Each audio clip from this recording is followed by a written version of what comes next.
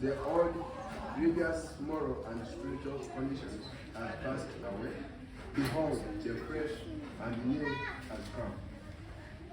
But all things are from God, who through Jesus Christ reconciled us to himself, and gave to us the ministry of reconciliation.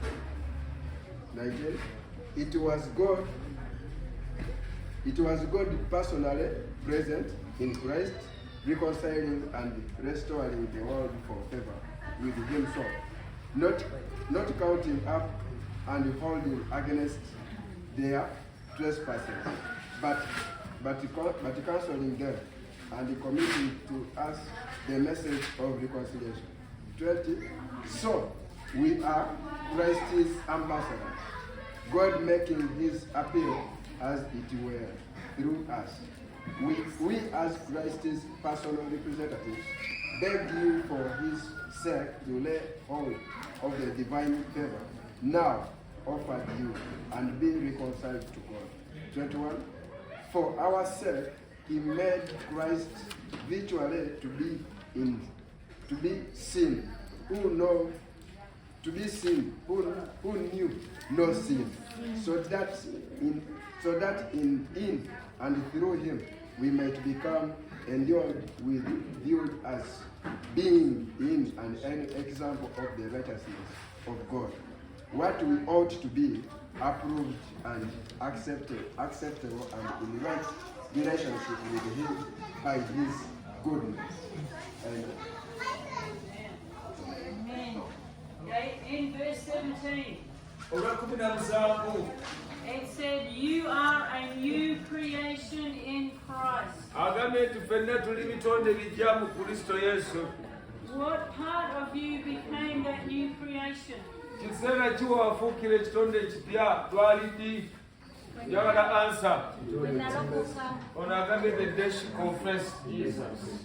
What part of her became a new creation when she confessed Jesus?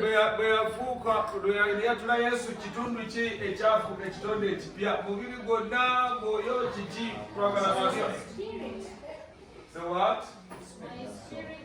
Your spirit man.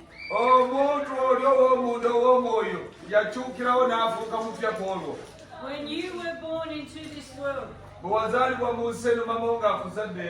you were born in your spirit man with the nature of sin inside of you. And that nature was considered dead to God.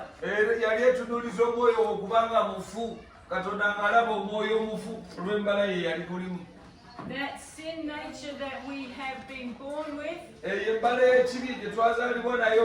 is a barrier between us and God.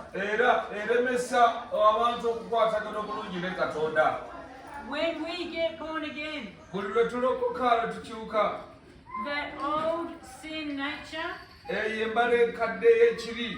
is passed away, it's dead and gone.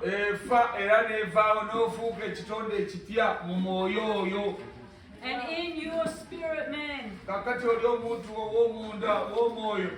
you get the new nature inside of you.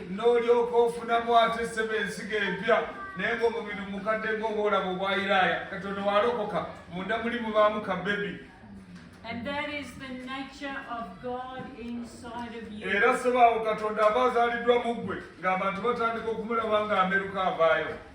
Okay, you become new on the inside.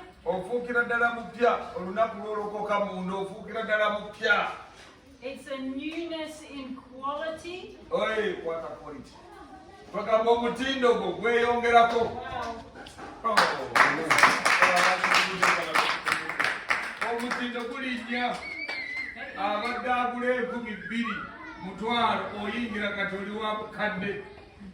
It is not newness in time.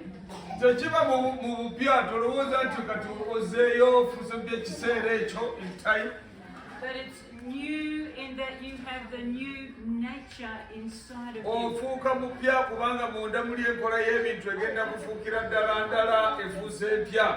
That old nature is dead and gone to you. embala enenkadde efiira ddala n'evaawo abantu ne balaba enjogera ng'ekyuse entambula ng'ekyuse buli kintu kifuukira ddala kipya eri abantu abalokoka mu bumalirivu.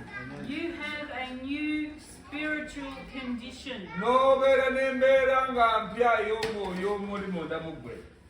You, when you got born again, Gwe bwe walokoka you now have become the righteousness of God in Webale. Christ Jesus. ekyo kye kyafuula obutuukirivu bwa Katonda bukkira ku ggwe okujja okutambulako ku kyalo wano.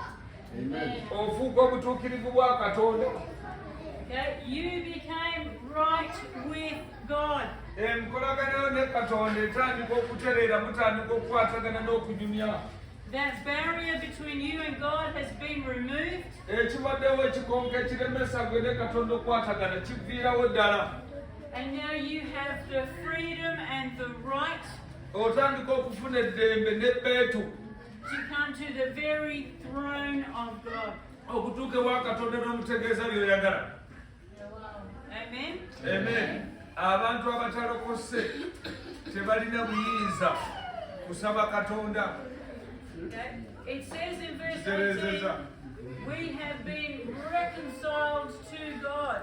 Kitugamba bulungi mu 17 ne 18 awo nti Katonda yali yatukyawa okulokoka kutuzaayo enkolagana n'eddawo. Okay. We have been returned back to God. Twakwatibwa ne tuzibwayo wa Katonda n'oliwo embaati zigamba ogundi waba mulokole nange ndi mulokole.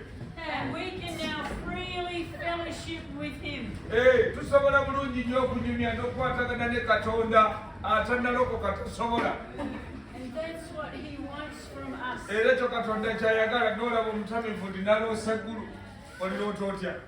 He wants that free fellowship with us.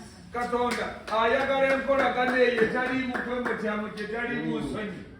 Okay? And that fellowship, Era enkolagana eyo it must come from the heart. eteekeddwa okuba nga eva mu mutima. Ebyo twabyogedde okuva ku makya si mbungo. Enkolagana eyo ne Katonda ya mutima. Okay, how do you get to know a person? Kakati otegeera otya omuntu? Njagala ku ansa wano. Mutegeera mutya omuntu tono musiru, mugezi, mulalu, otegeerera ku ki? They say that according to what they speak, behaviors.